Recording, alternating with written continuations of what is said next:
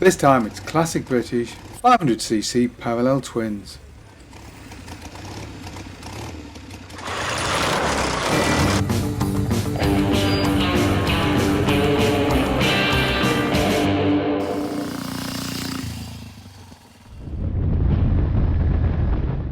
For some, there's really nothing more British than a parallel twin 500cc motorbike. Now, while companies like Horrocks in Germany will claim to have influenced the design of the Speed Twin, this is of course nonsense. The Triumph is a very different design. And incidentally, what people often forget is it's not the first Triumph parallel twin either. The 6.1 beat it home by a few years.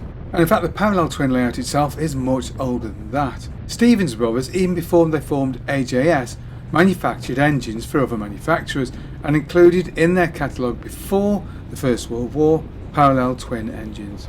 But of course it was Edward Turner's Speed Twin that really popularised the layout. And so here we have some classic British parallel twin 500s from the 1950s. Triumph Speed Twin. Triumph's chief designer Edward Turner introduced the Triumph Speed Twin in 1937, with sales beginning in early 1938. The bike had a 490cc, 360-degree parallel twin overhead valve 4-stroke engine. It made 27 horsepower at 6,300 rpm and had a 4-speed foot change gearbox, then pretty much the standard by the late 30s. Now, the genius of the Speed Twin was of course that it looked a bit like a 500 single. Singles were the bikes to go to if you wanted a sporty job in the 1930s. But while it looked like a single, it didn't perform like one. It had better performance, it was smoother and developed more torque. And it was also lighter and more compact than many of its single-cylinder opposition.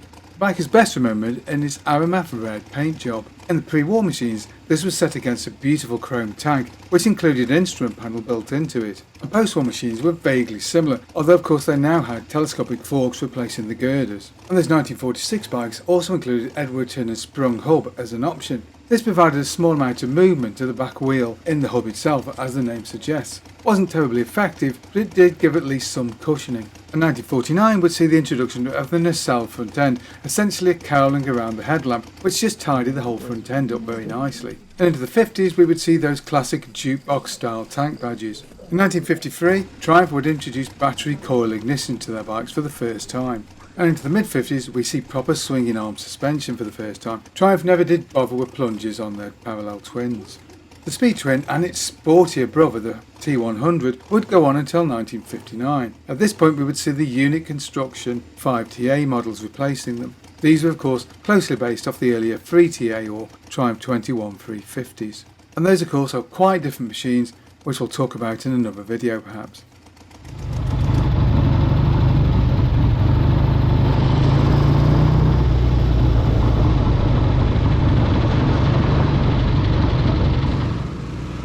BSA A7. BSA's A7 is one of those machines that doesn't have a single designer. Early work on the bike had started before World War II and had been led by Valentine Page. He had previously designed the 6.1 for Triumph in the early 30s, and indeed the A7, certainly in its earlier versions, does bear some resemblance to that bike's basic layout. But after Page returned to Ariel during the war, the bike would be further developed by Herbert Parker and David Monroe before its release in 1946, although later development work was continued by Bert Hopwood. The bike used an air-cooled 495cc parallel twin engine producing 26 horsepower with a top speed of around 85 miles an hour, and the engine's basic layout included a single camshaft mounted to the rear of the cylinders rather than the twin fore and after camshafts employed by the Triumph. Early machines employed a long stroke of some 82mm, but the post-51 bikes are actually based on the 650-810, so have a revised dimension of 66 by 72.6. But 1954 would see further revisions. This was the year they introduced the swinging arm frame, and the engine was revised to be a more conventional, separate engine and gearbox system, because the plunger frame bikes had had their engines and gearbox actually bolted together. But this design had limited the choice of gearboxes available. This meant that post-54 bikes were able to use pretty much any gearbox from BSA's range, including of course the race gearboxes. And so the A7 would continue on until the end of the 50s and into the early 60s, with the only addition being an aluminium head for the more sporty models. However, the 1962 introduction of the A50 unit construction bike would finally see an end to the sturdy old A7. The AJS Model 20.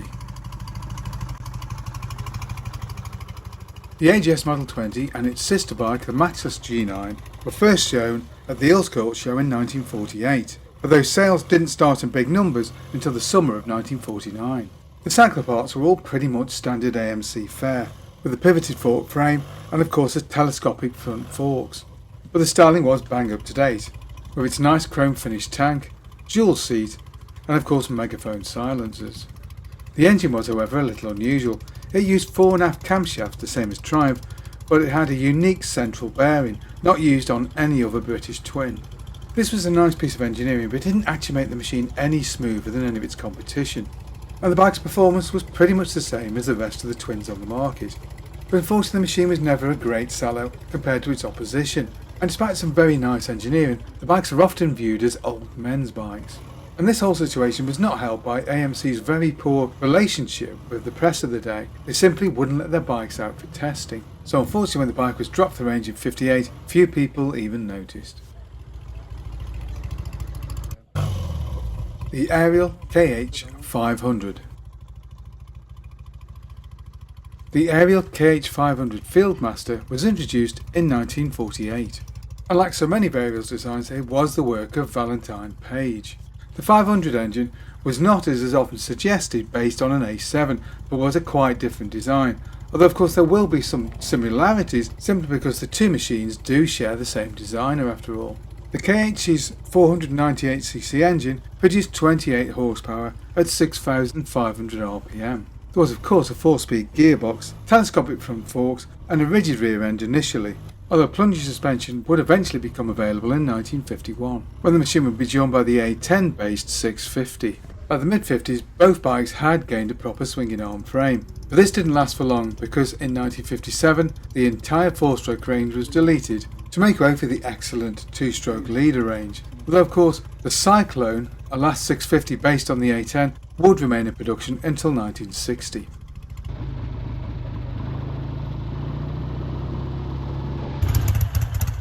The Norton Dominator 88.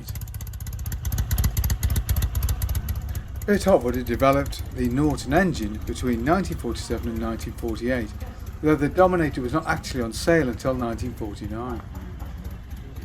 First bike, the Model 7 Dominator, had a 497cc parallel to an engine with the usual 360 crank.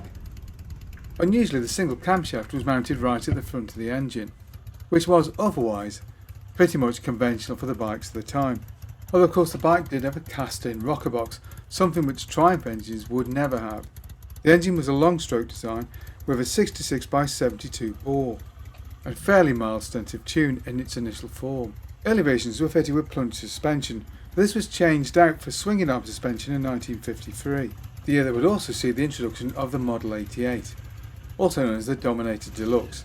This put the 497cc engine into the Norton featherbed frame.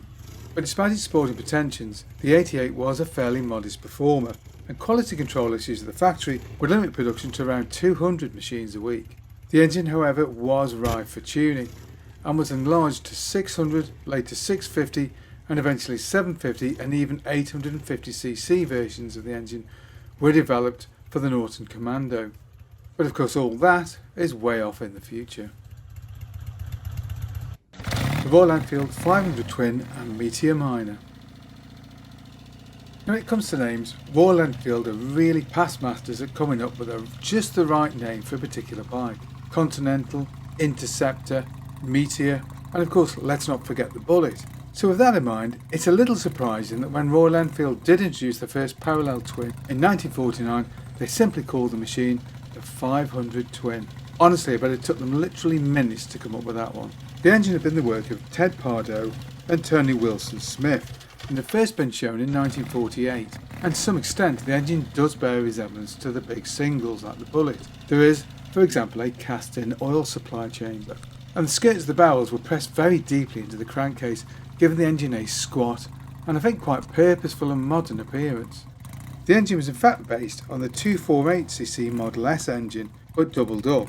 This had a bore and stroke of 64x77 and produced 25 horsepower at 5,500 RPM.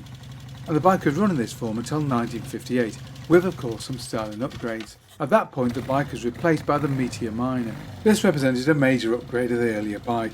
It had improved beefed up bottom end and a shorter stroke, so it was much more powerful, and the Minor would run on into the 1960s.